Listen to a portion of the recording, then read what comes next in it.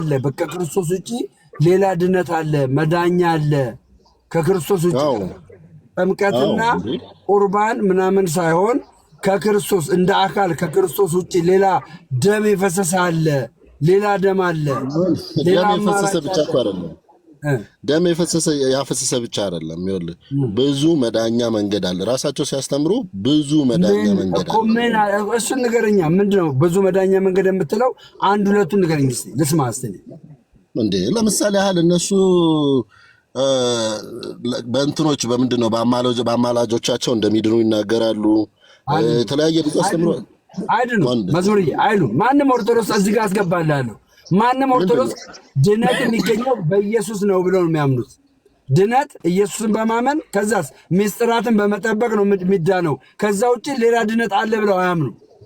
ምንድን ናቸው ምስጢራት? ቁርባን፣ ምስጢረ ጥምቀት፣ ምስጢረ ቁርባንን መፈጸም አለበት። ይሄ ደግሞ ለመዳን አይደለ? እንኳን ኦርቶዶክሳውያን መካነ ኢየሱስም ታደርጋለች፣ በጥምቀት ታምናለች፣ በቁርባን ታምናለች። ኦኬ ልዩነቱ ከመካነ ኢየሱስ ጋር ያለው ልዩነት ምንም ልዩነት የለም። ልዩነት ከተባለ መካነ ኢየሱስ መዝሙርዬ ልዩነት አለ ከተባለ መካነ ኢየሱስ በሕፃንነት ያጠመቀችው ሕፃን አጥምቃለችውን ሕፃን ደግማ ማጥመቅ ነበረባት። ደግማ አታጠምቅም። አየህ፣ ደግማ አታጠምቅም። ደግማ ካላጠመቀች ዘሴም ቲንግ እንደ ኦርቶዶክስ አንድ አይነት ነው ማለት ነው እኮ። ሰርተው በስራ ይድናሉ። ለመዳን ማመን ብቻ ሳይሆን ስራ መስራት አለ። ስማኝ፣ የመጀመሪያ ድነት በተለይ ዲያቆን ያርጋል አበጋዝ የጻፉት መድሎተ ጽድቅን አንብቤ ማንም በስራዬ እድናለሁ እንዳይል ሚድነው አምኖ ነው። እግዚአብሔር ወዶት ነው የዳነው እንጂ ሰው ሰርቶ ተጋግጦ እድናለሁ ማለት አይቻልም ብሎ መጽሐፋቸው ላይ አስቀምጠዋል። ገጽ 121 ላይ ስለ ድነት ሲያወሩ እንደሱ ነው የሚከራከሩት። እንደሱ ነው የሚከራከሩት ማለት አንድ ሰው ለመዳን ብሎ የሚያስቀምጡት ኳሊፊኬሽን አለ አይደለ? ለምሳሌ ያህል ማመን፣ መጠመቅ፣ የጌታን ሥጋ ስራ መስራት። ላምጣልህ የእነሱን አስጠንትን ላምጣልህ። ድኛለሁ ይላሉ፣ እድናለሁ፣ ድኛለሁ፣ እየዳንኩ ነው፣ እድናለሁ ይላሉ። ሶስት ነገር። እሱ ችግር የለው። በቃ ቴንኪው። እሱ ችግር ከሌለው አንድ ሰው በስራ ኦርቶዶክስ አማኝ በስራዬ ኢየሱስን በስራዬ አግዤው ነው የዳንኩት የሚል ይኸውልህ በኢየሱስ ክርስቶስ ማመን ብቻውን በቂ አይደለም። መስራትማ እኔም አንተም እናምናለን። ካመንም በኋላ ስራማ ለመዳን እኔም አምነን እናምናለን። የዳነ ሰው በስራ መገለጥ አለበት። የዳነ ሰው ለመዳን ደም ወዴት ለመዳን ነው እነሱ የሚሉት። ለመዳን መስራት በተአምር ይኸውልህ፣ ለመዳን በተአምር አንድ ሰው ኢየሱስን አግዞት የዳነ ሰው የለም። ከዳነ በኋላ ግን በስራ ይገለጣል። ለመዳን የለም። ኦኬ እነሱ እንደዛ አይደለም የሚሉት። አንተን እንደዛ ያልከው ወይ ደግሞ ምናልባት አሁን ያነበብከው መጽሐፍ እንደዛ ብሎ ሊሆን ይችላል። ያነበብኩት መጽሐፍ እኮ የኦርቶዶክስ ተዋሕዶ አስተማሪ እኮ ነው። አማድ የሚባል አስተማሪ አሻሽለዋል ማለት ነው። በዚህ ረገድ አሻሽለዋል ማለት ነው። እኛንን ያላወቅነው እኔና አንተ ቁጭ ብለን ከእነሱ ጋር ተከራክረናል። መዝሙሬ እኔናንተ እኮ ሳናቀ በጣም ተከራክረናቸዋል። እኔ እኮ ቅዱሳን ስዕላትን ከኋላ አድርጌ ስራገም ስሳደብ እናንተ ጣዖት አምላኪ ስል ነበር እኮ። ይሄ እኮ ግልጽ እኮ ነው። ግን ቤተክርስቲያኒቷን እያወቅኳት እያነበብኳት ስመጣ እንደ እኔ የዳንኩትን መዳን እነሱም ያምናሉ። እንዴ ታዲያ ካመናችሁ ለምንድን ነው ገድላትን የምትቀበሉት? እኔ እኮ ጠይቄ እኮ ነው ብራዘር።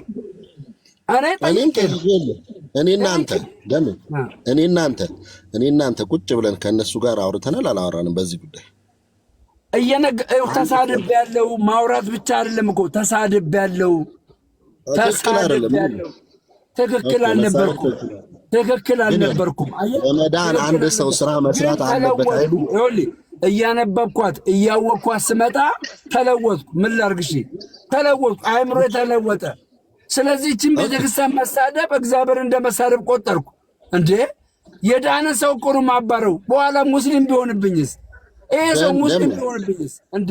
ኦኬ ደም ይኸውልህ ስማኝ፣ አይደለም እነሱን አይደለም ኦርቶዶክስን ሙስሊምንም ቢሆን ለምን ሌላ ኤቲስት አይሆንም? ማንንም መሳደብ የለብንም። አሁን ስለ መሳደባችን ኖ ይኸውልህ አሁን አንተ ስለ መሳደብ እንድታወራኝ አለም እማወራክ እኔ እናንተ እኮ ምልጃ የማርያም ምልጃ አዳምጠኝ በጌታ አዳምጠኝ። አሁን እኮ እኔ እናንተ ቁጭ ብለን እኮ ስንከራከር ነበር ስላልክ ከመከራከርን ባሻገር እኔ ተሳዳቢ ነበርኩ። ግልጽ ነው፣ ተሳዳቢ ነበርኩ። ሰዎች ያጨበጭቡልኝ ነበር። ስታሰር ማን ነው እንትን አብቻ ሌላ ታሪኩ ሳልግባ እኔያው ቤተ ክርስቲያኒቷ ድነት ላይ ያላት አመለካከት ምንድን ነው? በክርስቶስ ላይ ያላት አመለካከት ምንድን ነው? ክርስቶስን እንዴት ነው የምትመለከተው ብዬ ማጥናት ጀመሩ። ቤተ ክርስቲያኒቷ ጌታ በሚያውቀው እኔ እጄ ላይ የገዟቸውን ገድላትና ድርሳናት የእውነት ለማብሸቂያ ነበር ገዟቸው፣ ለማብሸቂያ።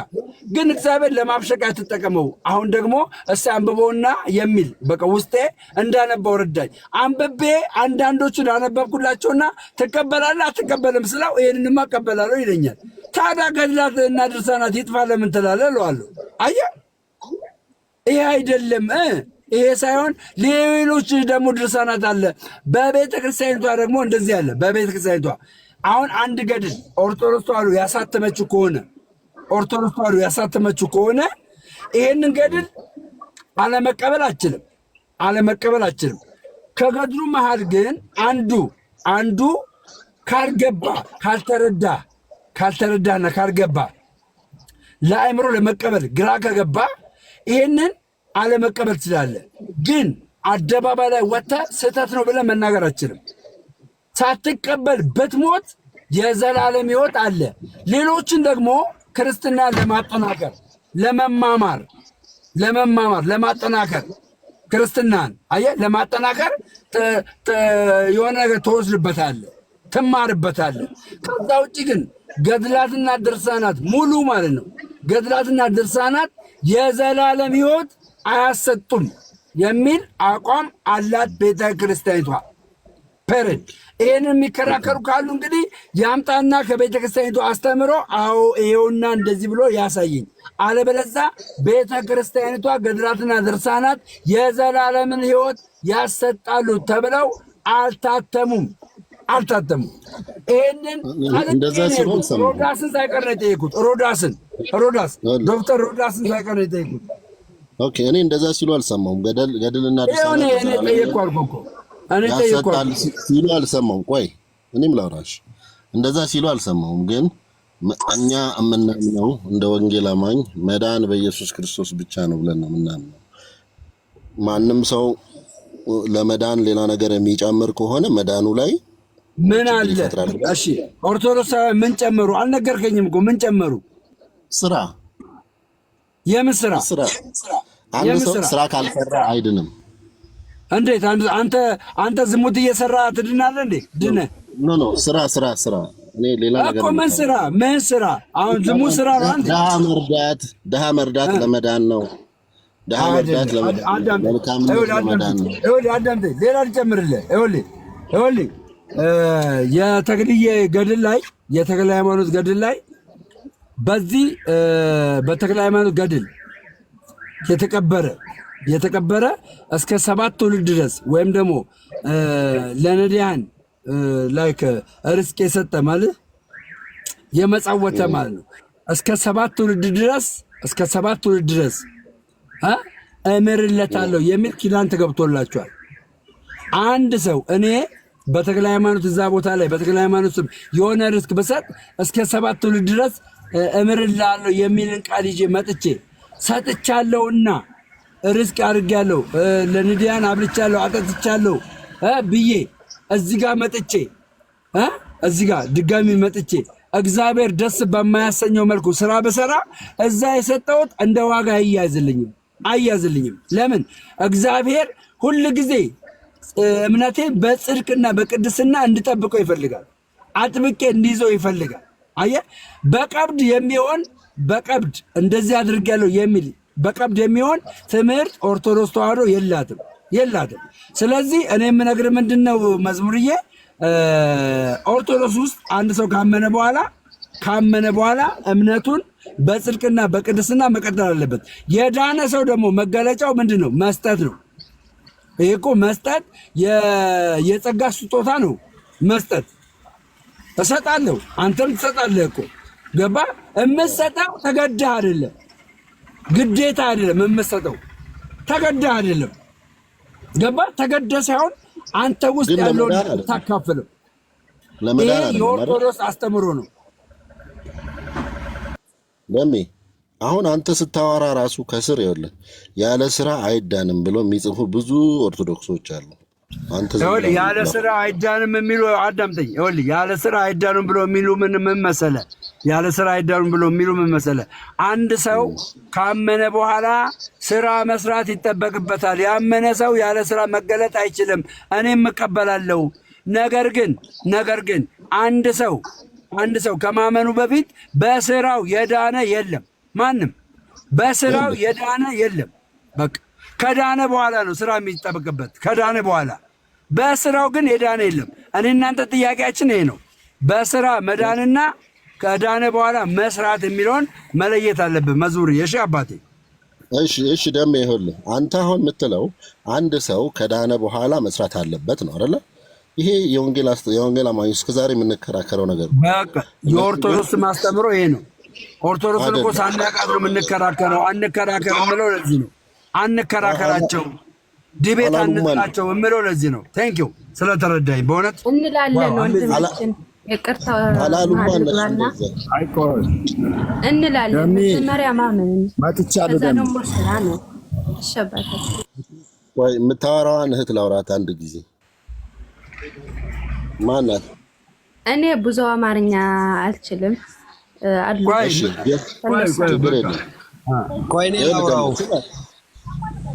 ሚዩት አድርጉና።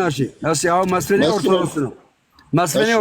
እስቲ ጠይቀው አንተ ስለ ስራ ጠይቀውና እሱን ደግሞ እኔም ልስማ። እስቲ እኔ ከምለው ውጭ ከሆነ እኔም እከራከረዋለሁ። መጽሐፍ ቅዱስ ማምጣት አለበት ማስረጃ። በጣም ጥሩ መስፍኔ፣ አሁን በሰማኸው መሰረት ደሜ ያለውን ሰምታል፣ እኔ ያልኩትን ደግሞ ሰምታል አይደለ? ሰምቻለሁ። ልዩነቱን ንገረንና የኦርቶዶክስ አስተምሮ የትኛው ነው የሚለው። የምን ልዩነት? ጥያቄን ጠይቅ እንጂ የምን ልዩነት? ጥያቄ ጠይቀኝ፣ እኔም ጥያቄ ጠይቃለሁ። አንተ እኔ ያልኩት ሰው በእምነት ይድናል፣ የዳነ ሰው ግን መስራት ይኖርበታል። ግድ ነው ማለት ፍሬ ማፍራት አለባቸው መጽሐፍ ቅዱስ ስለሚል አንድ ሰው ያመነ ሰው ያ እምነቱ ፍሬ ያፈራል ብለን ነው የምናምነው። የዳነ ሰው የኦርቶዶክስ አስተምሮ ደግሞ ለመዳን ስራ መስራት አለበት። የትኛው ነው የኦርቶዶክስ አስተምሮ? መጀመሪያ የሰው ልጅ በአጠቃላይ በኤፌሶን ምዕራፍ 2 ቁጥር 8 ላይ እንደምናየው ጸጋው በእምነት ነው ያዳነን። ምክንያቱም ምንድነው መዳን ያስፈልጋል። ከአዳም ዕዳ በደል የዳነው በጸጋው ነው። ግን በራሳችን ያ በጸጋው የዳነው ነገር ምንም ኮንትሪቢዩት ያደረግነው ነገር የለም። ቃል ስጋ ሲሆን እግዚአብሔር ወደ ሰው ልጅ ሲመጣ አዳምና እግዚአብሔር ተለያይተዋል። ምንም ኮንትሪቢዩት ያደረግነው ነገር የለም። የሰው ልጅ ወደ እግዚአብሔር ሲቀር ኤፌሶን ምዕራፍ 2 ቁጥር 13 ላይ አሁን በፊት ርቃችሁ የነበራችሁ በክርስቶስ ደም ቀርባችኋል ይለናል። እነዚህ ጸጋ ብለን የተቀበልናቸው ኢየሱስ ክርስቶስ ከመጣ በኋላ ያገኘናቸውን ከሰው ምንም ኮንትሪቢዩት የተደረገበት ነገር የለም። ይሄንን ገንዘብ ካደረግን በኋላ ግን ስራ ያስፈልጋል። አዎ በስራችን ነው የምንጠየቀው። መጀመሪያ ላይ ግን ያገኘነውን ከአዳም ዕዳ በደል የነጻንበትን ማንኛውም በስራው ሊያገኘው አይችልም። እምነታችንን ብቁ ሆኖ አይደለም። በነገራችን ላይ ግን የተሰጠንን ጸጋ ማስቀጠል ስላለብን ያዕቆብን መመልከት እንችላለን። በመጽሐፍ ቅዱስ አንድም ቦታ ላይ በእምነት ብቻ ትድናላችሁ ሳትሰሩ የሚል የለም። አውጥተህም አታሳየኝም። የደምረው አነጋገር ለእኔም በቃ አስተማሪ የሆነና መጽሐፍ ሆኖ የሚነበብ ነው። አንተም ብትጠቀምበት መልካም ነው። ስለዚህ የኦርቶዶክስ አስተምሮ ምንድነው? መስፍኔ አንዴ መስፍኔ አንዴ አጭር ማለት ነው። ሰው የሚድነው በስራው ነው ወይስ በእምነቱ ነው? መስፍኔ ብቻ ሳይሆን በስራ እንደሚሰጣ ያላችሁ ሲል ስለሚል አንድ ሰው ያመነ ሰው ይኸውልህ፣ አዳምጠኝ። ቆይ አንድ ሰው የመጀመሪያ እምነቱ ከጨለማ ወደሚደነቅ ብርሃን ሲመጣ በኦርቶዶክስ አስተምሮ እኔ ያነበብኩትም ስላለ ማለት በኦርቶዶክስ አስተምሮ አንድ ሰው በስራ ነው የሚድነው ወይስ ደግሞ ካመነ በኋላ ነው? ያመነ ሰው በስራ ነው የሚገለጠው? የቱ ነው?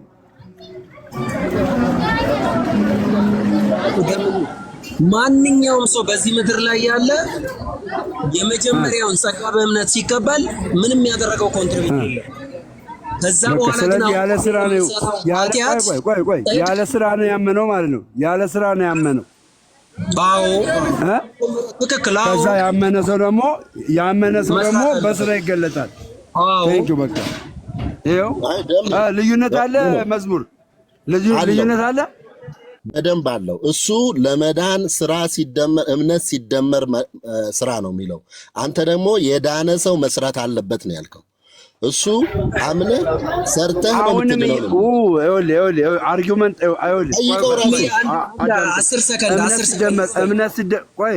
ቆይ አዳምጠኝ። አሁን መስፍን አንተ ነህ እኮ ያረዛዘምከው። አጭር ነው ጥያቄው፣ አጭር ነው መልሱ። አንድ ሰው እምነት ሲደመር ስራ አይደለም። ሲያምን እምነቱ ነው። በክርስቶስ ሲያምን ካመነ በኋላ ከዛ በኋላ ያመነ ሰው ድኗል። ሰው ምን ይሆናል? ስራ ይጠበቅበታል።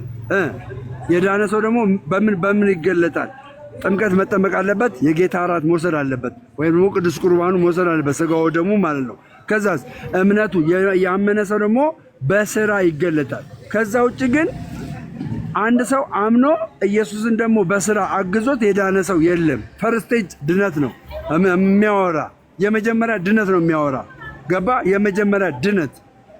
ከዳነ በኋላ ስራ አለ እናምናለን። ከዳነ በኋላ ግን ከመዳኑ በፊት እምነት ብቻ ጸጋው በእምነት አድኗቸዋል የሚለው የኤፌሶን 2:8 ላይ እምነት ብቻ ነው ያዳነው።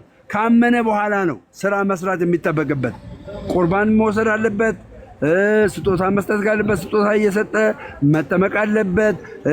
ሁሉንም በቃ ማንኛውንም ነገር ማድረግ አለበት ካመነ በኋላ። ቴንክ ዩ ደሜ፣ ትክክል ነው ያንተ። መስፍኔ ደሜ ያለውን አሁን ትስማማለህ? እኔ ለአንተ ማስረዳው ነገር ቢኖር ምን አለ መሰለ፣ ደሜ ቁልጭልጭ አድርጎ ነው የነገረው። እኛም አሁን መነሻ አድርጌ የምነግርህ ከዘላለማዊ ከድቅድቅ ጨለማ ወደሚደንቅ ብርሃን ሲጠራን የሰው ልጅ ምንም ኮንትሪቢዩት ያደረገው ነገር የለም።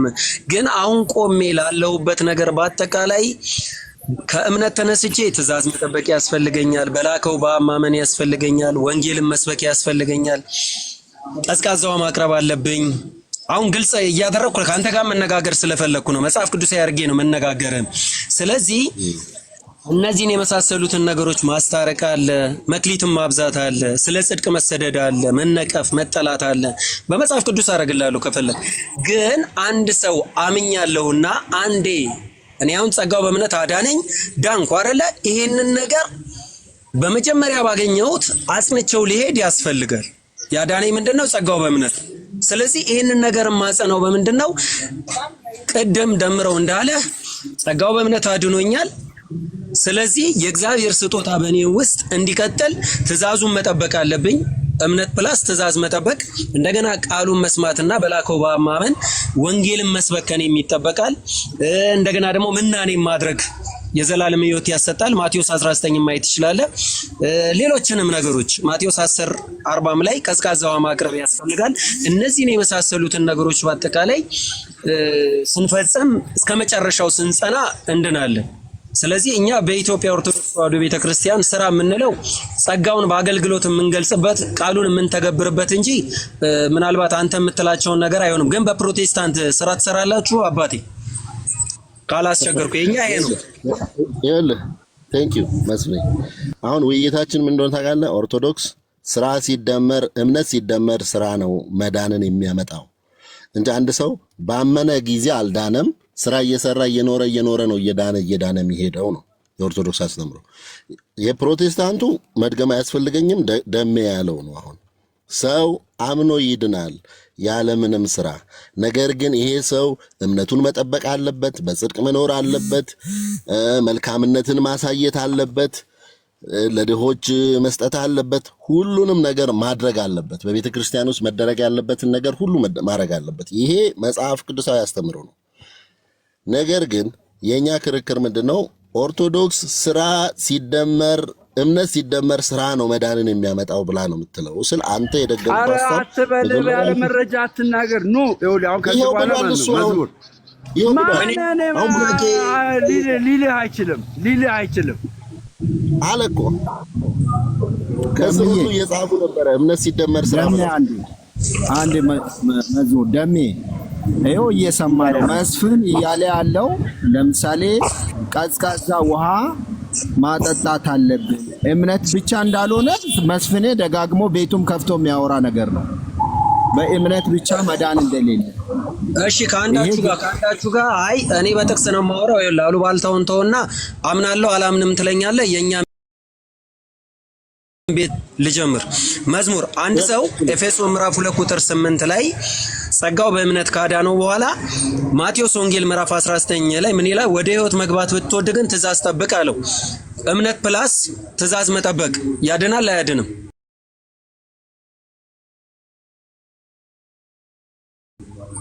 ስማኝ አንዴ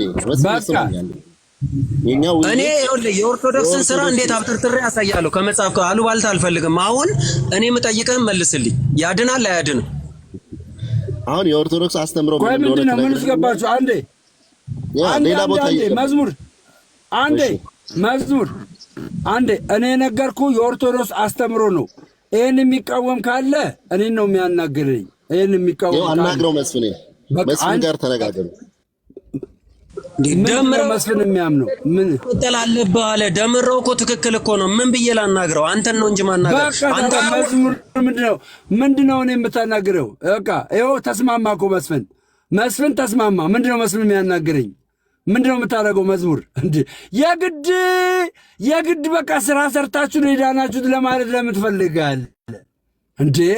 የዳነ ሰው ነው በስራ የሚገለጠው። ፔሬድ የዳነ ሰው ምልክቱ ስራ መስራት ነው። አለቀ። ከዛ ውጭ ግን ስራ ሰርቶ የዳነ ኦርቶዶክሳዊ የለም። በቃ የለም። እርግጠኛ ሆኜ የምነግርሃለሁ። ሲጀመር አንድ ኦርቶዶክሳዊ ከልጅነቱ ጀምሮ ነው እግዚአብሔርን በመምሰል የሚያድገው፣ የእግዚአብሔር ልጅ ሆኖ የሚያድገው። አየህ፣ በጥምቀቱ ክርስቶስን ለብሳችሁታል የሚል የገላትያ 3:26 ሐሳብ ለብሰውት እግዚአብሔርን ለብሰውት ነው የሚያድጉት። አየህ፣ ለብሰውት ነው የሚያድጉት። እንዴ በግድ ስራ ሰርታችሁ ነው የዳናችሁት ለማስባል ለምን ትሯሯጣለህ? ኖ ልክ አይደለም። እኔ አላልኩም። ልክ አይደለም። አሁን እያስቀመጥክ በቃ ስለዚህ ግን እኛ እንደዛ ነው አስተምራችን።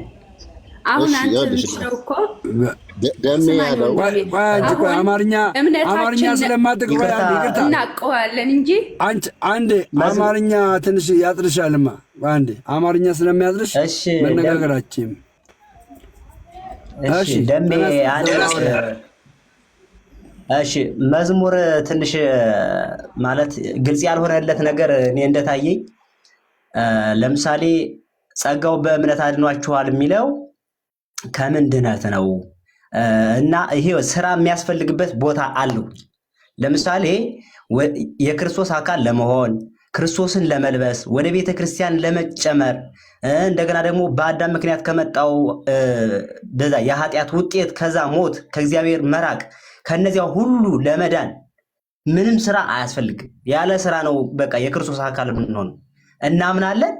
ቅዱሳት ምስጢራትን በመፈጸም የክርስቶስ አካል እንሆናለን፣ ክርስቶስን እንለብሳለን ማለት ነው። ከዛ በኋላስ መልካሙን ስራ ለማድረግ ተፈጥራችኋል። በክርስቶስ አካል ከሆነ በኋላ እውነተኛ ዘውገ አንዴ አልሰማሁህም። እሺ ከእንደገና ድገም እስኪ ያልከውን እንደገና እንደ አዲስ። የት ቤተ እምነት ነህ? ኦርቶዶክስ ነህ አይደለ? ኦርቶዶክስ ነህ? አዎ ኦርቶዶክስ። እሺ ቀጥልሽ። ቀጥልሽ። እሺ እና ምንድነው ለምሳሌ ይህ ድህነት የሚባለው ነገር ግልጽ መሆን አለበት። ድህነት ከሚለው ራሱ ማለት ነው።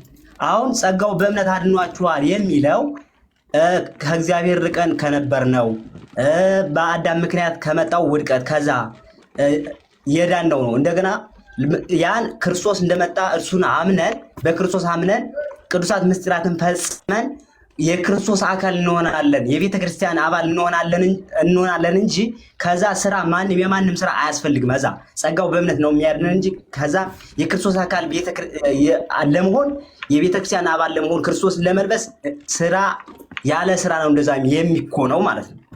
ነገር ግን በክርስቶስ መልካሙን ስራ ለማድረግ በክርስቶስ ተፈጥራችኋል ስለሚል ያን እናስቀጥላለን። ለምን? እውነተኛው የወይን ግንድ እኔ ነኝ ስላለ ክርስቶስ በዮሐንስ ወንጌል ምዕራፍ 15 ቁጥር 1 ጀምረን ስናነበው ማለት ነው የክርስቶስ የግንዱ የዛፉ ቅርንጫፍ ለመሆን ስራ አያስፈልግም። ያለ ስራ ነው የሚሆን የቅርንጫፍ ለመሆን ማለት ነው። የዛፉ ቅርንጫፍ ለመሆን ያለ ስራ በእምነት ቅዱሳት ምስጢራትን በመፈጸም ነው። እሺ፣ በጣም ጥሩ ዘውገ። ይኸውልህ አሁን ያልካቸው ነገሮች ወደ ቤተክርስቲያን መጨመር፣ በአዳም ከመጣብን ነገር መዳን፣ እነዚህ ነገሮች ሁሉም ይሄ በጥቅልሉ ምንድን ነው የሚባለው? መዳን ነው አይደል የሚባለው?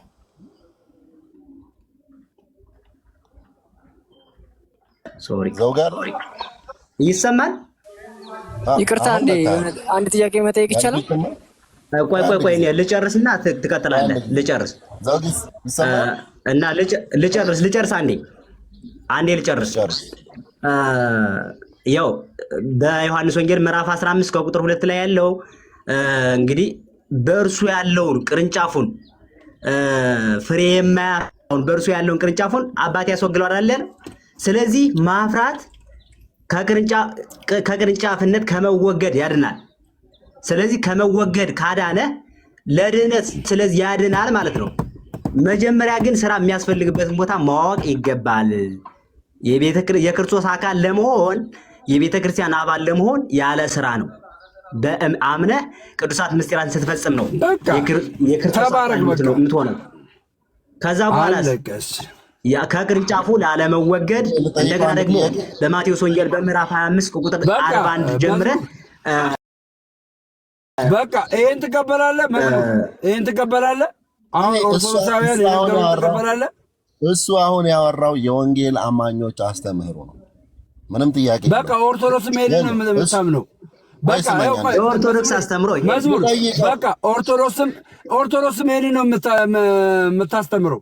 አለ መቀበል ኖ ምን ትጠይቀዋለህ? በቃ ፈርስቴጅ እኮ ሳልቬሽን በቃ ምንም ክልል የለም እኮ ያው ጸጋው በእምነት የመጀመሪያ አምነን ነው። ካመንን በኋላ በስራ እንገለጣለን። ፔሬድ በቃ የግድ ሰርታችሁ ነው የምታምኑት ብለህ አንተ ለማሳመን መሞከር የለብህም። መዝሙሬ ገባህ? መሞከር ሰምቼዋል። በቃ መዝሙርዬ የሚወት አድርጎና ወንድማችን ተሻለ የሆነ እስኪ ሀሳብ ካለው እሱ ደግሞ እንስማው እስኪ ሀሳብ። ሄኖክ ጥያቄ ያለኝ ነው ያልከው ሄኖክ? አዎ አንድ ጥያቄ ነበረኝ። ምን አይነት ጥያቄ አባቴ? ይሰማል ደሜ? አዎ ይሰማል። እሺ ማለት እሺ ሰርቶ መዳን ነው የሚቀድመው ወይስ ድኖ መስራት ነው የሚቀድመው? ድኖ መስራት ነው የሚቀድመው። ለየትኛው ድህነት የሚል ነው። አሁን ለምንም ድህነት ለምንም ድህነት ድኖ መስራት ነው የሚጠበቅበት። ለየትኛው ድህነት አይባልም። ድኖ መስራት አለበት። በቃ ያው በቃ ኦኬ። የሚቀድመው መጀመሪያ ድኖ መስራት ነው ማለት ነው። አለቃ። ስለዚህ ታዲያ የኦርቶዶክስ አስተምሮ እኮ ታዲያ ይሄ ነው እኮ ታዲያ በቃ ልክ ነህ። የኦርቶዶክስ አስተምሮ ይሄ ነው። ሌላ የላትም። ለየትኛው ድነት እያለ እኮ ነው። ሌላ ሚውትን እንዳታነሳ መዝሙር ሚውትን እንዳታነሳ። በቃ መዝሙር አንዴ በቃ አንተ ዘውጋ አንዴ ሚውት አድርገው። አንተም ሚውት አድርገው። በቃ ኦርቶዶክስ ተዋህዶ የምታምነው ድኖ መስራት ነው። ፔሬድ። ለየትኛው ድነት አለ ምናምን ብለን እንደገና ሰርተው ነው የሚድኑት ለማለት በቃ ኦርቶዶክሳውያን ድነው ነው የሚሰሩት። ፔሬድ። አለቀ። ሌላ ጥያቄ አለ ሄኖክ? አይ የለም፣ ግን የሆነ ከርዕሱ ውጪ እንዳልወጣ እንጂ የሆነ ጥያቄ ነበረኝ። ሉቃስ ላይ የተጻፈ አንድ ጥያቄ ነበረኝ፣ ምናልባት የምትመልሱልኝ ከሆነ። ምን አይነት ጥያቄ? የጌታን መምጣት መላእክቶች እንኳን አያውቁትም ወልድም አያውቀውም ይላል። እሱን ነገር እንድታብራሩልኝ ነበር። እሱን እዛ እንትን ሻለቃ ቤት ሂድና ጠይቅ። ተሻለ ወይ ደሜ? እሺ እኔ እንደውም ዛሬ በጣም ደስ ብሎኛል። ደስ ያለው ነገር ምንድነው? ያነሳን ሐሳብ ይሄ ወንጌላውያንም እንደዚህ ነው፣ ሰው ካመነ በኋላ ነው ስራ መስራት ያለበት የሚል ነው። እስከዛሬ እንትናችን ያው አመለካከታችን እኔ የምምለው ኦርቶዶክሳውያንን አስተምሮዋን ወቋት። አንዳንዶች አስተምሮዋን ሳያውቁ ወጥተው ተሳዳቢ ሆኑ። ከዲያቆን ጋር የተጣላ ደሞዝ የተከለከለ በዝሙት የተባረረ ሲሰርቅ የተያዘ ይወጣና ወንጌል አማኝ ይሆንና ኦርቶዶክስ እንደዚህ ነው፣ ኦርቶዶክስ እንደዚህ ነው። ኦርቶዶክስን ደግሞ ገብተን ስናያት እንዴ ድነን ነው የምንሰራው። የዘላለም ሕይወት ያገኘነው በክርስቶስ ኢየሱስ ደም ነው። አንድ ጊዜ የፈሰሰው ደም ኃጢአታችንን አጥቦልናል እያሉ እየነገሩን ነው። ሰዋት ለእነሱ እንድን ወንጌል ምንነግረው እንዴ? ኖ ደሜ ያልገባ ነገር አለ። ታምረ ማርያም ላይ ብሎ ደግሞ ታምረ ማርያም ላይ ይሄዳሉ። እሺ ቋንዴ ይቅርታ። ኦኬ ታምረ ማርያም ላይ ገባን። ታምረ ማርያም ላይ ገባንና ደግሞ ስናይ በታምረ ማርያም ፊት እንደዚህ ያደረገ የጌታን እራትና እንትን እንኳን ባይቀበል የዘላለም ሕይወት ይኖረዋል የሚል አለ። እንኳን አለ። በቃ እሱን አትቀበል አንተ። እሱ ከሆነ የከነከነ እሱን አለመቀበል ትችላለህ። በቃ ሌላውን ተቀበል። ታምረ ማርያም ላይ ያለውን ሌላውን ተቀበል። የሚያንጽህን ለትምህርት የሚሆንን ተቀበል። እሱን ቶ በቃ እሱን ብቻ ቶ አትቃወም። ቶ በቃ አትቃወም። አልዳንክም አትባልም። እሱን ስላልተቀበልክ አልዳንክም አትባልም። በቃ በሌላው ደግሞ መንፈስን፣ ሕይወትን፣ እንትንን እምነትን አጠናክርበት። በሌላው ትምህርት አጠናክርበት። ከዛ ውጪ ታምረ ማርያም ገላምና አትበል። አሁን አንዴ ምን ገብረ መንፈስ ቅዱስ ላይ ነው ጋይስ? ገድለ መንፈስ ቅዱስ ላይ ነው። እግዚአብሔር የጎጃምን ሕዝብ አልምርልህም ብሎታል። እግዚአብሔር አያችሁ በገድላት ላይ አልምርም ይላል፣ ጎጃምን አልምርም ይላል የሚል ደግሞ ክርክር ተነስቶ ነበር። መጽሐፍ ቅዱሴን ገልበጥ አድርጌ አየው ጋይስ። መጽሐፍ ቅዱሴን ገልበጥ አድርጌ ሳይ ትንቢተ ሆሴዕ ምዕራፍ 6 ላይ እግዚአብሔር እስራኤልን እንዲህ ይላታል፣ አልምርሽም ይላታል። ድጋሚ አልምርሽም ይላታል።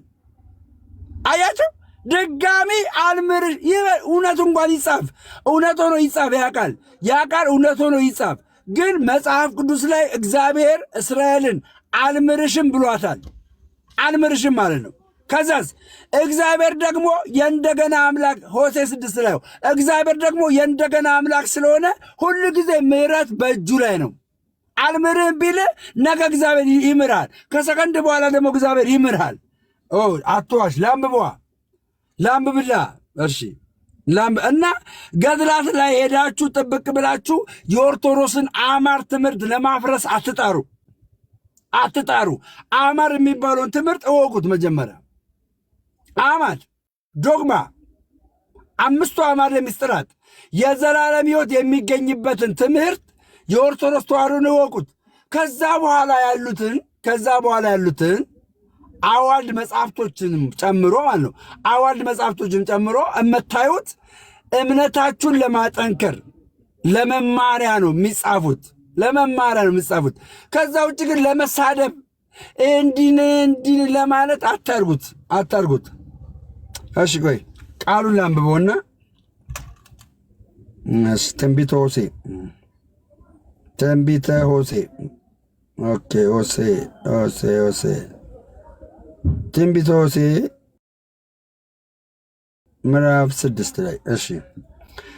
ኑ ወደ እግዚአብሔር እንመልሱ፣ የሰብሮን እርሱ ይፈውሳል፣ እርሱ መጥቶን እርሱ ይጠግናል። ከሁለት ቀን በኋላ እና በሦስተኛው ቀን ይወላችሁ። ቆይ ላንብብላችሁ ከመጀመሪያ ጀምሮ። አንተ የመኪናው ሙቀት ላበላብ አደረገኝ።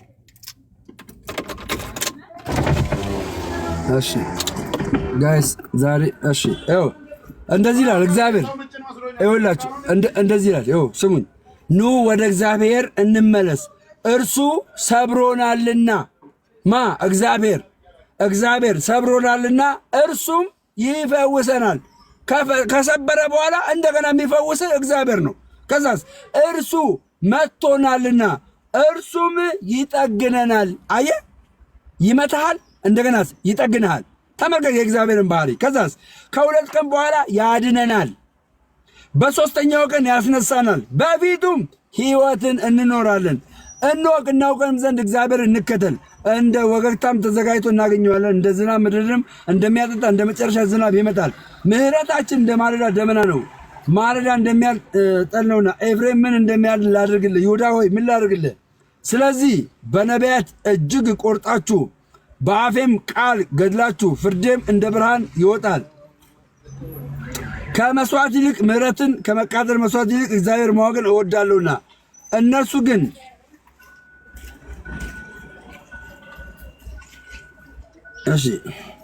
ከመስዋዕት ይልቅ ምሕረትን ከመቃጠል መስዋዕት ይልቅ እግዚአብሔር ማወቅ ይወዳልና እነርሱ ግን እንደ አዳም ቃል ኪዳን ተላልፈዋል፣ በዚያም ላይ ወንጅለውኛል። ገለዓድ ኃጢአትን የሚሰሩ ሰዎች ከተማ በደምም የተቀባ ነው፣ ለሰውም እንደሚመደብ ነው። እስራኤል ቤትን የሚያስፈራ ነገር አይቻለሁ፣ በዚያም እስታክ አደረገብኝ።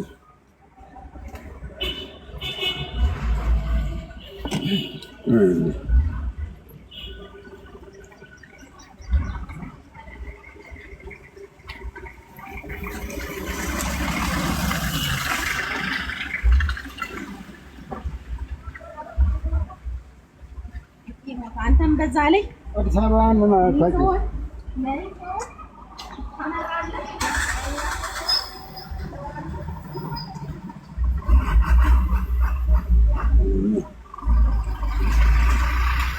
በቃ እስታክ አድርጎብኛል። እና እግዚአብሔር አንደ ከሰበረ በኋላ ይፈውሳል።